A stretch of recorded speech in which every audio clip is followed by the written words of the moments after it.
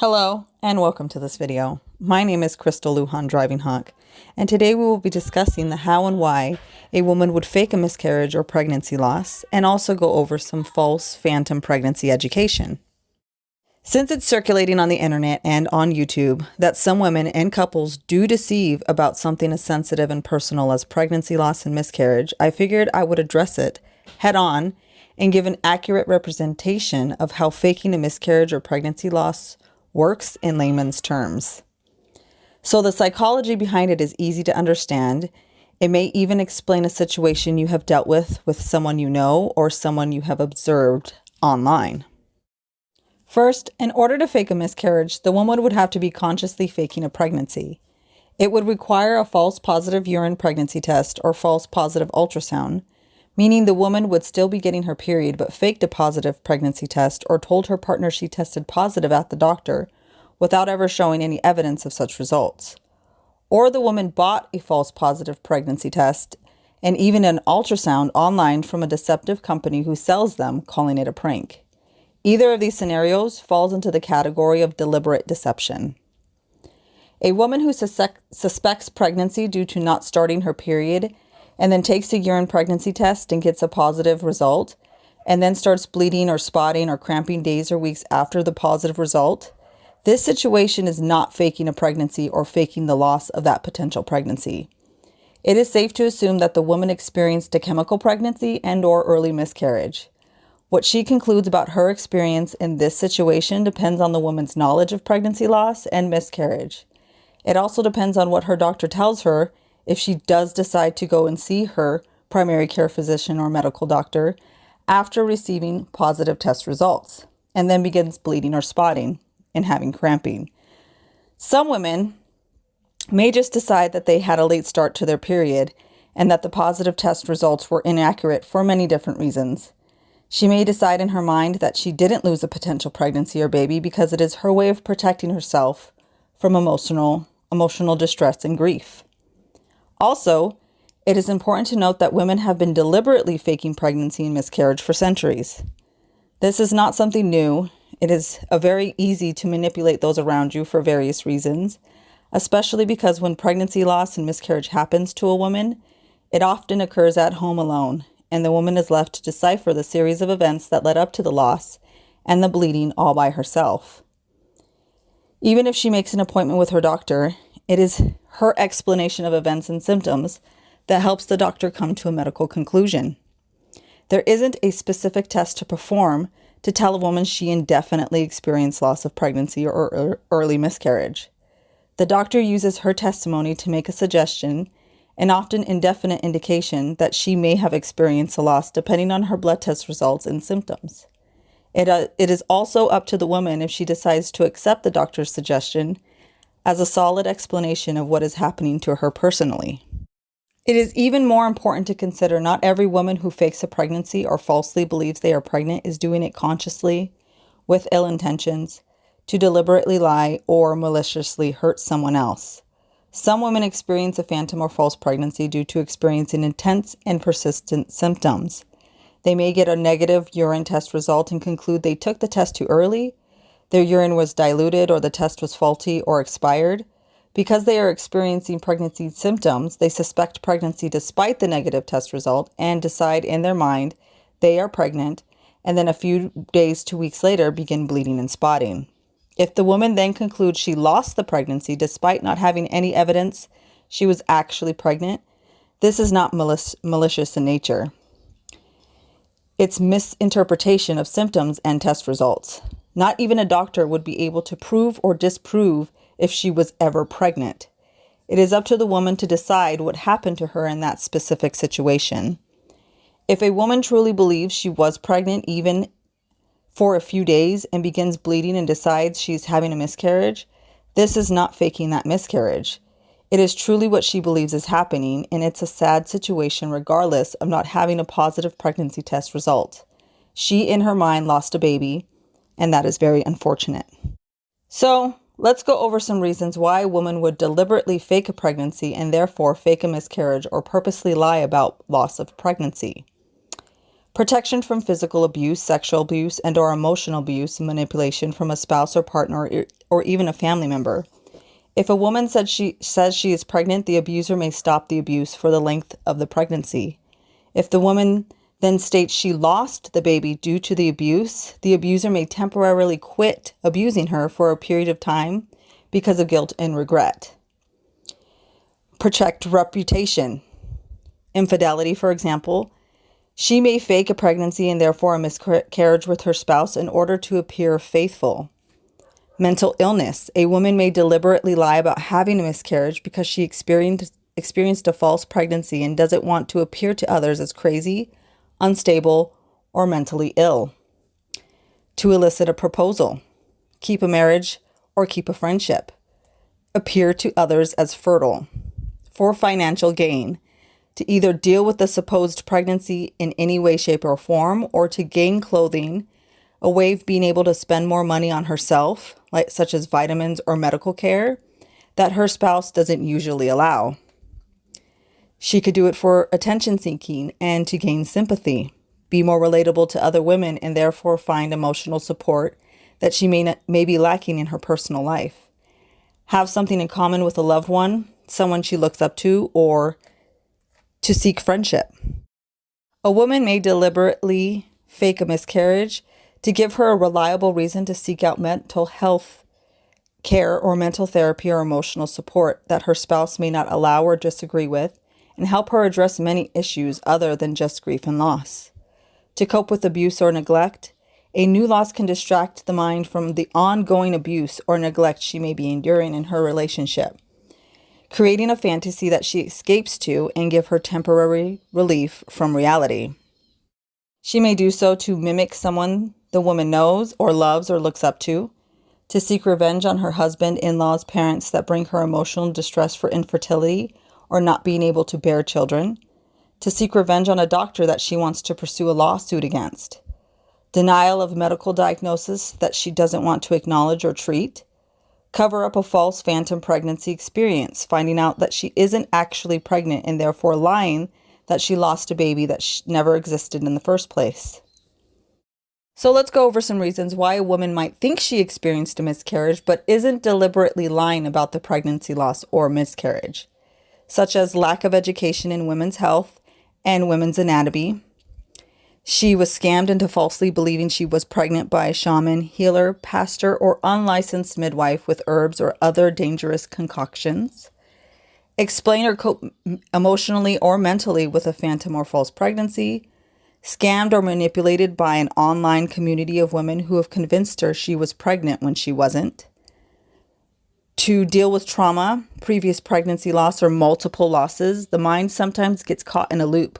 Without acknowledging or having appropriate coping skills, it is hard for the woman to stop this process mentally, making her believe situations will always repeat themselves despite her actions or ability to change her own mind and interpretation of events. She may want to feel closer to Jesus and God and therefore unintentionally creates the fantasy that she is pregnant and that God has blessed her with a pregnancy and a baby to reinforce her faith and worship. Again, not every woman who fakes a pregnancy or falsely believes they are pregnant is doing it consciously with ill intentions to deliberately lie or maliciously hurt someone else. They could be protecting themselves, trying to stop abuse, or even wanting to feel more connected to others. So let's go over some education about pseudocyesis, which is false pregnancy or phantom pregnancy. It is not as rare as it used to be, with the ability to diagnose yourself online and the growing rate of the cryptic pregnancy of years community that portrays a pregnancy that can last years and years with a hidden baby. Phantom pregnancy is a psychosomatic disorder characterized by the false but non-delusional belief of being pregnant. Though based on a false belief, pseudocyesis is associated with objective signs and symptoms of pregnancy, which include distended abdomen, weight gain, sensation of fetal movement, breast changes, menstrual irregularities, and labor pains at the expected date of delivery. Individuals are generally examined by a healthcare professional in the first trimester of pregnancy to either confirm or rule out a viable pregnancy. Oftentimes, the diagnostic procedures that are performed, which are Urine pregnancy tests, blood tests, and ultrasound can help individuals come to terms with their non-pregnant condition. In cases of pseudocyesis, though, individuals may continue to believe that they are pregnant even after a pregnancy has been clinically ruled out. The exact cause of pseudocyesis or phantom pregnancy is not fully understood, although it may involve a complex interplay between psychological and neuroendocrine changes. In order to diagnose phantom pregnancy, it is important to rule out a viable pregnancy and/or other medical conditions that could resemble a false pregnancy. Treatment of pseudocyesis or phantom pregnancy is mainly supportive, with some individuals requiring psychotherapy or talk therapy. Prognosis is largely dependent on resolving the underlying psychological or social factors that have contributed to the false pregnancy. The belief that a pregnancy can last years and years and years and years with a baby that cannot be seen on ultrasound is a delusional disorder. Despite being told multiple times that they aren't pregnant and even given diagnosis for the symptoms, the physical symptoms they are experiencing daily, the women who have this belief still continue the delusion that they are pregnant with a special hidden baby that those doctors cannot see or refuse to acknowledge. They tell themselves the doctors don't want to help, they don't want to acknowledge this special type of pregnancy, and they lie about this special kind of pregnancy. These phantom pregnancies can go on for years and years, and some have even been observed to continue for 10 plus years, such as the woman, Suzanne Huntley, who runs the dangerous website Cryptic Pregnancy Consultants Support Group in the Gilmore Foundation. Any woman who gets a positive at-home pregnancy test result, bleeds significantly days or weeks after the positive test result, loses pregnancy symptoms, and then tests negative with an at-home pregnancy test, can assume that she had a chemical pregnancy or a miscarriage depending on timing and the woman's knowledge and understanding of her experience compared to these conditions. Faking an early miscarriage without some kind of financial gain isn't illegal because there isn't a victim. Faking a second or third trimester miscarriage is very different because fraud and criminal impersonation could be involved. So let's look at babymaybe.shop.com. A woman can customize fake pregnancy documents that look like they are coming from a lab, but these documents are completely fabricated. On the website, you can fill in the patient's name, patient's date of birth, date specimen collected, date specimen entered, date specimen reported, the name of the ordering physician, the lab address, and the HC value that corresponds with the date of the last menstrual period and how many weeks the woman is saying she is. On this website, you can also get fake pregnancy tests, fake video ultrasounds, fake ultrasound pictures, and a fake gender reveal. On this website, it states, design your own premium fake ultrasound exactly how you like it. Websites also sell fake pregnancy bellies and synthetic HCG to add to a urine sample to make the pregnancy test positive.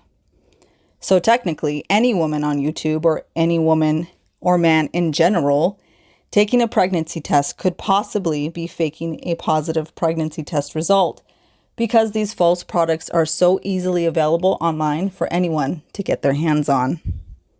So let's go over a specific situation.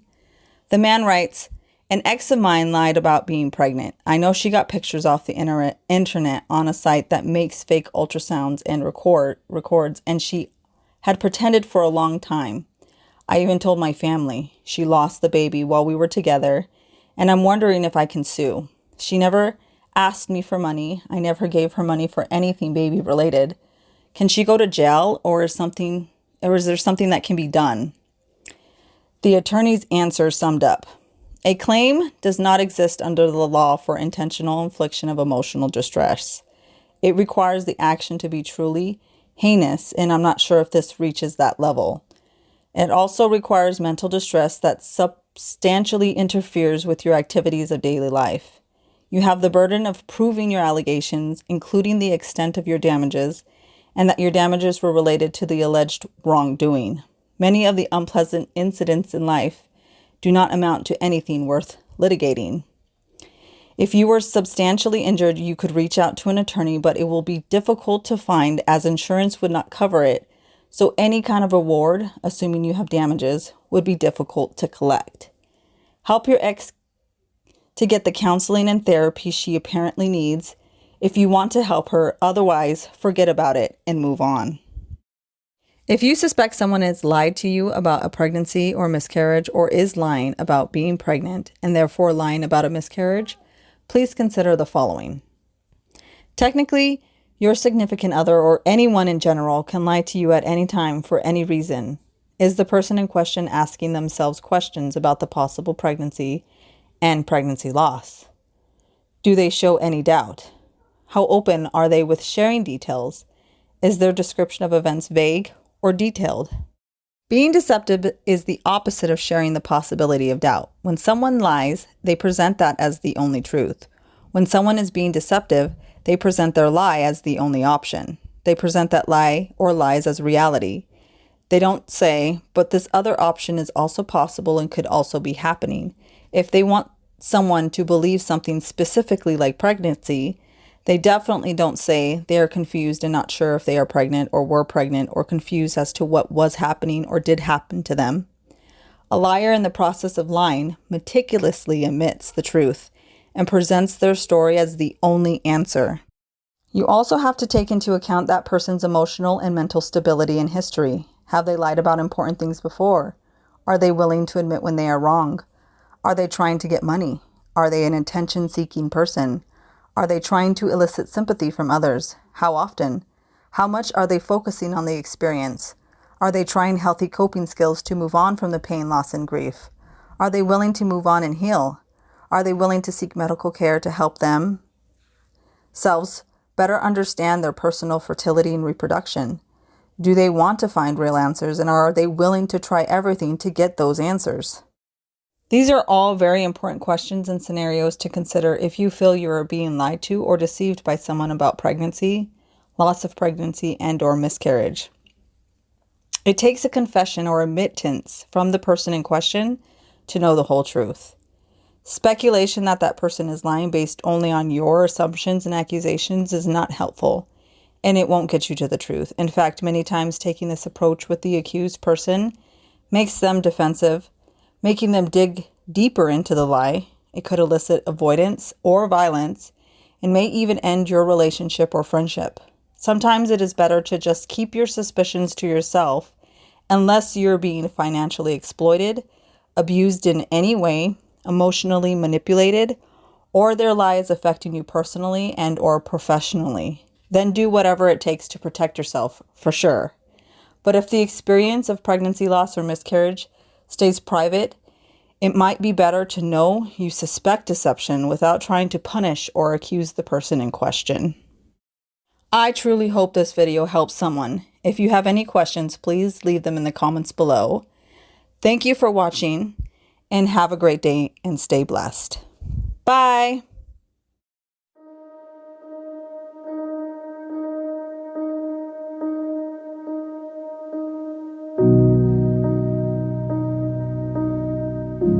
If you are wanting more information about cryptic pregnancy, phantom pregnancy, or any kind of pregnancy experience, please consider visiting my Facebook group and/or joining. Again, thank you for watching. Have a great day.